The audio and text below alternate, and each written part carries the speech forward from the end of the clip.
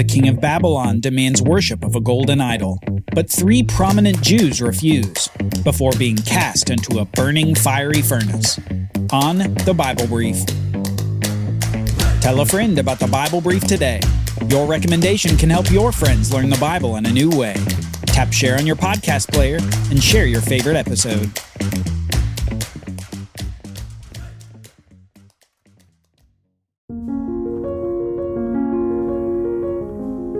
Shadrach, Meshach, and Abednego weren't their real names. Not the names their parents gave them back in Judah. No, these 3 companions of Daniel were renamed by the Babylonians upon their arrival in the city. Their real names, their Hebrew names, were Hananiah, Mishael, and Azariah. Names forgotten by the Babylonians, but core to the 3 young men.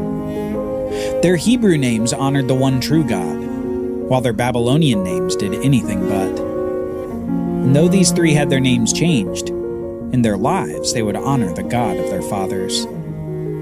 Lives about to be cut short by the king of Babylon. Nebuchadnezzar had made a golden image, a 90-foot-tall idol to be worshipped anytime anyone in Babylon heard music of any kind. A direction to turn so that everyone in Babylon would know your allegiance to the king and to his idol. You can imagine the life interruptions that would come from this order of the king. Any music of any kind would require you to stop, turn toward the idol, and fall down and worship. If your child began whistling a tune, if someone within earshot played an instrument on the street for money, if anyone anywhere wanted to just test everyone around them for their obedience to the king. This wasn't only an ungodly decree by Nebuchadnezzar, but it was also disruptive to life in Babylon. Yet those who didn't comply would have an awful fate. They would be thrown into the burning, fiery furnace prepared by the king for the disobedient. Nebuchadnezzar would ensure loyalty in his kingdom, and by doing that, perhaps he could defeat that statue dream that Daniel had told him the meaning of. The king of Babylon sets up this golden image, and it has its intended effect. It fishes out the disloyal from among those Jews that the king imported years ago. We read this in Daniel chapter 3, starting in verse 8. At that time, certain Chaldeans came forward and maliciously accused the Jews. They declared to King Nebuchadnezzar, "O king, live forever. You, O king, have made a decree that everyone who hears the sound of the horn, pipe, lyre, trigon, harp, bagpipe, and every kind of music shall fall down and worship the golden image. And whoever does not fall down and worship shall be cast into a burning fiery furnace. There are certain Jews whom you have appointed over the affairs of the province of Babylon, Shadrach, Meshach, and Abednego. These men, O king, pay no attention to you. They do not serve your gods or worship the golden image that you have set up." Then Nebuchadnezzar, in furious rage, commanded that Shadrach, Meshach, and Abednego be brought. And Nebuchadnezzar said to them, "Is it true, O Shadrach, Meshach, and Abednego, that you do not serve my gods or worship the golden image that I have set up? If you do not worship, you shall immediately be cast into a burning fiery furnace. And who is the God who will deliver you out of my hands?" Shadrach, Meshach, and Abednego answered and said to the king, "O Nebuchadnezzar, we have no need to answer you in this matter. If this be so, our God whom we serve is able to deliver us from the burning fiery furnace, and he will deliver us out of your hand, O king. But if not, be it known to you, O king, that we will not serve your gods or worship the golden image that you have set up." Their names may have been forgotten by the Babylonians, but these 3 young men knew that they hadn't been forgotten by God. They express a deep faith in God's ability to deliver them from this penalty of the king. But more than that, they express a trust in God's purposes. God might not save them, and they know that. But even in that, they know that God will have his own purpose. When picking between the king of Babylon and the king of the universe, these 3 submit to the greater and more powerful king. And to this, Nebuchadnezzar rages. This idol he set up was a testament to the kingdom of Babylon, the kingdom that Nebuchadnezzar would try to ensure was a forever kingdom despite that dream of his. Next we read, "Then Nebuchadnezzar was filled with fury, and the expression of his face was changed against Shadrach, Meshach, and Abednego. He ordered the furnace heated 7 times more than it was usually heated, and he ordered some of the mighty men of his army to bind Shadrach, Meshach, and Abednego, and to cast them into the burning fiery furnace. Then these men were bound in their cloaks, their tunics, their hats, and their other garments, and they were thrown into the burning fiery furnace. Because the king's order was urgent, and the furnace overheated, the flame of the fire killed those men who took up Shadrach, Meshach, and Abednego. And these 3 Jewish men fell bound into the burning fiery furnace." Filled with burning anger, the king orders that the 3 Jews be thrown into the furnace, heated 7 times hotter than usual. He orders them to be cast in with all manner of flammable clothes and with bound hands. The 3 Jews would surely face the same fate as the men who died trying to throw them into the fire. They would be burned with the fiery rage of the king of Babylon. Yet we read this. "Then King Nebuchadnezzar was astonished and rose up in haste. He declared to his counselors, 'Did we not cast 3 men bound into the fire?' They answered and said to the king, 'True, O king.' And he answered and said, 'But I see 4 men unbound walking in the midst of the fire, and they are not hurt. And the appearance of the 4th is like a son of the gods.' Then Nebuchadnezzar came near to the door of the burning fiery furnace. He declared, 'Shadrach, Meshach, Abednego, servants of the Most High God, come out and come here.' Then Shadrach, Meshach, and Abednego came out from the fire. And the satraps, the prefects, the governors, and the king's counselors gathered together and saw that the fire had not had any power over the bodies of those men.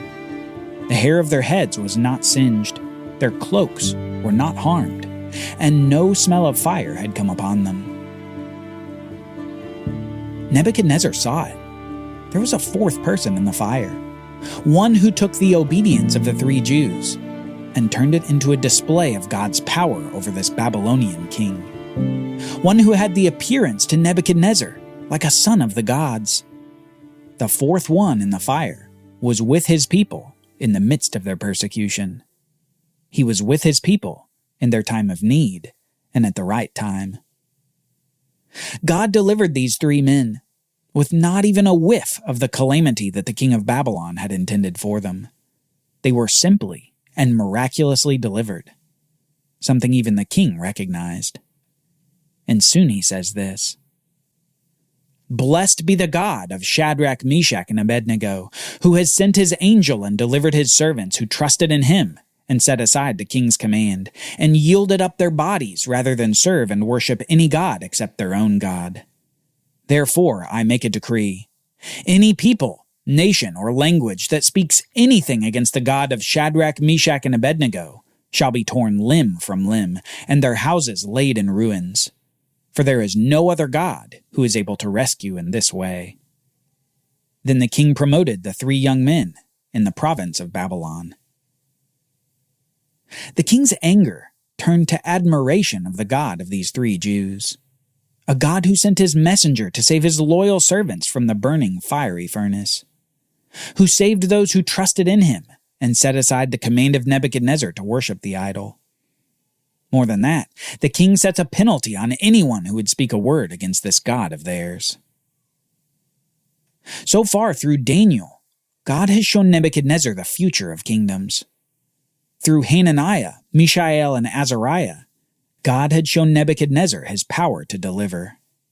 But soon, Nebuchadnezzar's life would be turned upside down, as God would give the king himself an experience of God's rule over all things. Starting in Daniel chapter 4, we get a first-person account of Nebuchadnezzar's experiences that would change the rest of his life. And again, it all starts with a dream. "I, Nebuchadnezzar, was at ease in my house and prospering in my palace. I saw a dream that made me afraid. As I lay in bed, the fancies and the visions of my head alarmed me. And at last Daniel came in before me, he who is named Belteshazzar, after the name of my God, and in whom is the spirit of the holy gods. And I told him the dream, saying, O Belteshazzar, chief of the magicians, because I know that the spirit of the holy gods is in you, and that no mystery is too difficult for you, tell me the visions of my dream that I saw, and their interpretation. Then the king begins to describe the dream to Daniel, a dream involving a great tree that sheltered and fed the earth, which was then cut down to its stump, before a messenger from heaven speaks words of judgment upon the tree, judgment that would reveal God's rule over the kingdoms of the earth and his rule over their kings. After Nebuchadnezzar describes the dream, the prophet Daniel expresses dismay as God grants him the interpretation. It's a dream of such character that it induces fear in Daniel himself on behalf of the king. Yet soon the young prophet shares the interpretation with Nebuchadnezzar. He says, The tree you saw, which grew and became strong, so that its top reached to heaven, and it was visible to the end of the whole earth, whose leaves were beautiful and its fruit abundant, in which was food for all, under which the beasts of the field found shade, and in whose branches the birds of the heavens lived. The tree is you, O king, who have grown and become strong. Your greatness has grown and reaches to heaven, and your dominion to the ends of the earth. So Daniel says that the tree is representative of Nebuchadnezzar himself, before he then moves on to what the messenger from heaven says. And because the king saw a watcher, a holy one, coming down from heaven and saying, Chop down the tree and destroy it, but leave the stump of its roots in the earth, bound with a band of iron and bronze. And let him be wet with the dew of heaven, and let his portion be with the beasts of the field, till 7 periods of time pass over him. This is the interpretation, O king. It is a decree of the Most High which has come upon my lord the king, that you shall be driven from among men, and your dwelling shall be with the beasts of the field. You shall be made to eat grass like an ox, and you shall be wet with the dew of heaven. And 7 periods of time shall pass over you, till you know that the Most High rules the kingdom of men, and gives it to whom he will. And as it was commanded to leave the stump of the roots of the tree, your kingdom shall be confirmed for you, from the time that you know that heaven rules. Therefore, O king, let my counsel be acceptable to you. Break off your sins by practicing righteousness, and your iniquities by showing mercy to the oppressed, that there may perhaps be a lengthening of your prosperity. Daniel tells the king that he has a grave time of judgment ahead, a time where the king will be driven from among men and will dwell with the beasts of the field for 7 periods of time. Yet the young prophet also says that at the end of this time period the king will return to his rule, having a new understanding of God's rule over all kingdoms. Daniel, for his part, tries to tell the king how he might avoid or forestall this judgment, but it's apparently to little effect. Because next we read this. All this came upon King Nebuchadnezzar. At the end of 12 months, he was walking on the roof of the royal palace of Babylon. And the king answered and said, Is not this great Babylon, which I have built by my mighty power, as a royal residence and for the glory of my majesty? While the words were still in the king's mouth, there fell a voice from heaven. O King Nebuchadnezzar, to you it is spoken. The kingdom has departed from you, and you shall be driven from among men. And your dwelling shall be with the beasts of the field, and you shall be made to eat grass like an ox. And 7 periods of time shall pass over you, until you know that the Most High rules the kingdom of men, and gives it to whom he will. Immediately the word was fulfilled against Nebuchadnezzar. He was driven from among men, and ate grass like an ox, and his body was wet with the dew of heaven, till his hair grew as long as eagle's feathers, and his nails were like birds' claws. Just as the dream had indicated, Nebuchadnezzar, the king of the greatest empire in the world, was reduced to madness. One who lived among the wild animals, ate grass, and gave up all personal care. he was reduced to an animalistic experience in body, and apparently in mind as well. God was showing the king that just as God raises up kings, he can lower them in an instant. God is the sovereign over all things, and not Nebuchadnezzar. But finally, after what was apparently 7 years, Nebuchadnezzar returns to his sanity. We read this. At the end of the days, I, Nebuchadnezzar, lifted my eyes to heaven, and my reason returned to me. And I blessed the Most High, and praised and honored him who lives forever. For his dominion is an everlasting dominion, and his kingdom endures from generation to generation. All the inhabitants of the earth are accounted as nothing, and he does according to his will among the host of heaven, and among the inhabitants of the earth. And none can stay his hand, or say to him, What have you done? At the same time, my reason returned to me, and for the glory of my kingdom, my majesty and splendor returned to me. My counselors and my lords sought me, and I was established in my kingdom, and still more greatness was added to me. Now I, Nebuchadnezzar, praise and extol and honor the King of heaven, for all his works are right, and his ways are just.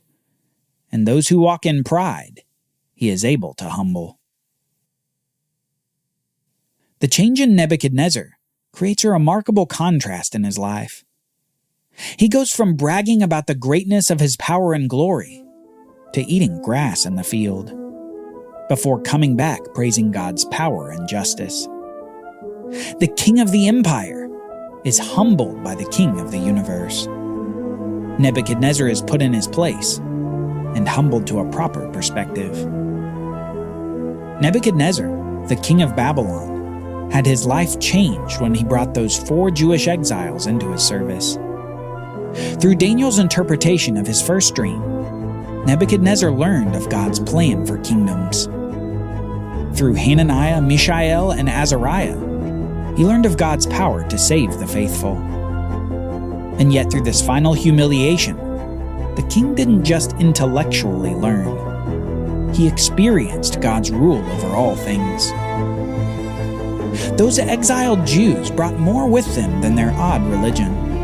They brought with them revelation of the God of the universe, the King of kings and the Lord of lords, the one who raises up the humble and humbles the proud.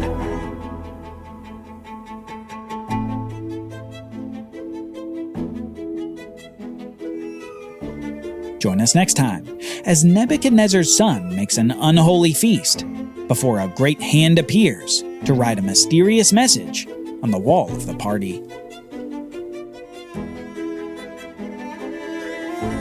The Bible Brief is brought to you by the Bible Literacy Foundation, dedicated to helping people like you learn the Bible.